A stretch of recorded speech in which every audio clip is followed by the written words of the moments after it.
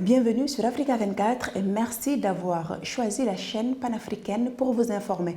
Nous sommes à la 8e édition de votre journal de la campagne présidentielle du Sénégal. Le 14 mars 2024, la caravane du candidat de la coalition Benno Bokk Yakaar, dirigée par Amadou Ba, a fait escale à Podor, dans le nord du Sénégal. Lors de cet événement, Amadou Ba a annoncé des engagements majeurs dans le domaine économique, celui des infrastructures et de l'emploi des jeunes. Un élément de Cheikh Oumar Kamara, commenté par Mamadou Kane. Au cœur de ces promesses se trouve l'engagement de désenclaver la région. Amadou Ba a annoncé la mise en place de plusieurs infrastructures de haut niveau qui permettront de relier plus efficacement Podor au reste du pays. Cette initiative vise à stimuler le développement économique et social de la région, offrant de nouvelles perspectives aux habitants.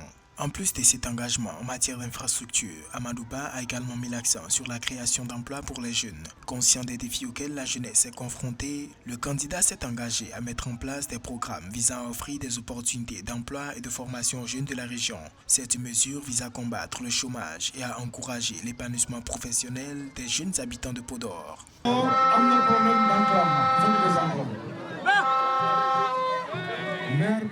Podor est une zone enclavée, alors son enclavement fera partie des premiers projets que je mettrai en œuvre. Ainsi, cela va faciliter l'accès et la circulation sera fluide. Le département est très vaste. Nous avons commencé la construction d'un grand hôpital à Djoum. En plus de cela, nous mettrons en place d'autres infrastructures, dont un stade départemental. En plus de cet engagement en matière d'infrastructure, Amadou Ba a également mis l'accent sur la création d'emplois pour les jeunes. Conscient des défis auxquels la jeunesse est confrontée, le candidat s'est engagé à mettre en place des programmes visant à offrir des opportunités d'emploi et de formation aux jeunes de la région. Cette mesure vise à combattre le chômage et à encourager l'épanouissement professionnel des jeunes habitants de Podor.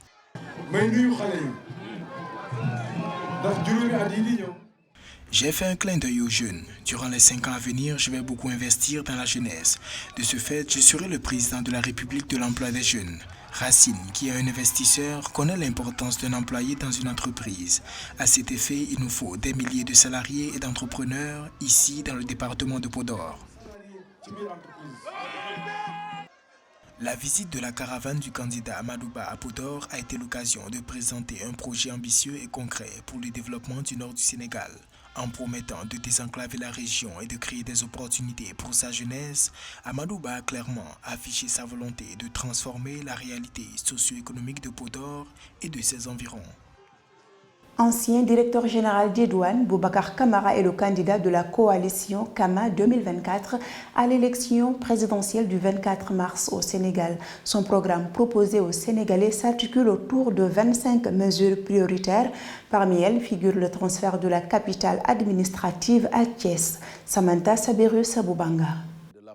Après une première tentative infructueuse en 2019 qui s'est soldée par un échec, faute d'avoir réuni le nombre requis de parrainage, Boubacar Camara revient en 2024 à la tête de la coalition Camar 2024. Le candidat à la magistrature suprême propose aux Sénégalais un programme de 25 mesures prioritaires destinées à opérer une transformation profonde du pays. Ces propositions s'articulent autour de l'éducation, l'économie, la santé, les infrastructures, la sécurité, l'artisanat, le tourisme et l'environnement, entre autres. Nous œuvrons pour un Sénégal différent et mieux géré, avec notamment la dépolitisation de la justice et de l'administration publique. Pour ce faire, il est temps de procéder au choix de gouvernants compétents et vertueux, intègres et engagés, prêts à conduire les changements adéquats et capables de rassembler nos compatriotes pour sortir de la situation difficile que nous traversons. L'ancien directeur général des douanes sénégalaises, qui vise à forger une gouvernance solide, compte initier son mandat par une refonte du système électoral. Il préconise aussi le renforcement de l'indépendance judiciaire et la mise en place d'une administration blindée contre toute corruption. Le candidat propose également le transfert de la capitale administrative à Thiès, un gouvernement à 15 ministres, le droit du revenu minimum à partir de 17 ans, entre autres. Je suis triste de constater la corruption galopante, l'endettement public excessif, la souffrance d'un peuple digne en proie à la pauvreté, l'ignorance, le chômage, l'insécurité et la maladie. Les femmes et les jeunes sont les grands perdants de la détérioration que nous subissons. Notre pays est mal gouverné. Jadis, vitrine démocratique, le Sénégal est balafré et son image est trop souvent et bien gravement écornée. Retenu parmi les 19 candidats en lice pour la présidentielle du 24 mars 2024, Boubacar Camara se présente comme un partisan de la rupture dans l'ordre et de la stabilité dont le Sénégal a besoin. Ex-ministre d'État, secrétaire général de la présidence de la République du Sénégal, Mohamed Boun Abdallah Dionne est le candidat de la coalition Dionne 2024.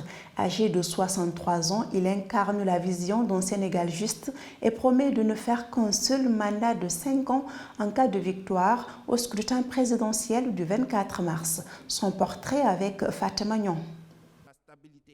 Né le 22 septembre 1959 à Gossas, dans la région de Fatick, Mohamed Boun Abdallah Dionne est un ingénieur économiste sénégalais, candidat de la coalition Dionne 2024.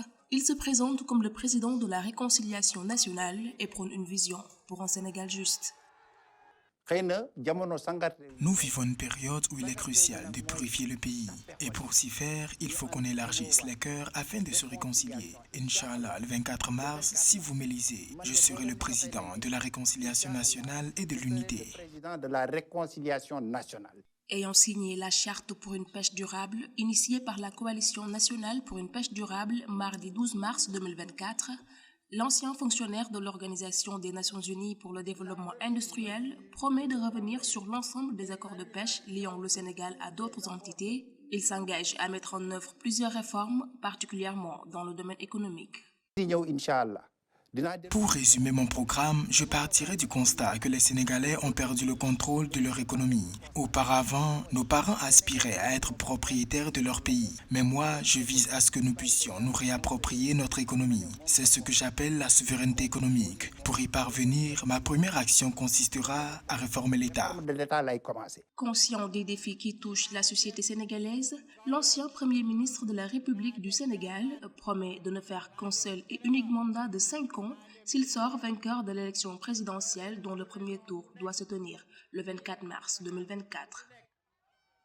Les Sénégalais sont appelés à faire valoir leur devoir de vote au jour du 24 mars 2024. Selon un sondage d'Africa Metrics, 67% des Sénégalais ont l'intention de participer au scrutin présidentiel. Pour rendre compte de cet état de fait, notre reporter Mahmoud Pam a recueilli l'avis des citoyens.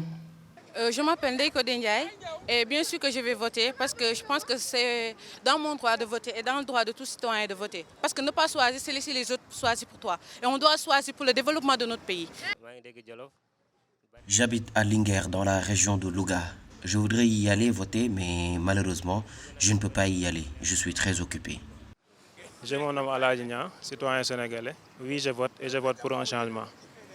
Moi, je m'appelle Moussa Ba. Je voudrais voter, mais dans ma carte d'identité, il est écrit non votant. Malheureusement, je ne pourrai pas voter pour mon candidat Amadou Ba. Merci d'avoir suivi cette édition de votre journal de la campagne présidentielle du Sénégal. L'information continue sur Africa 24.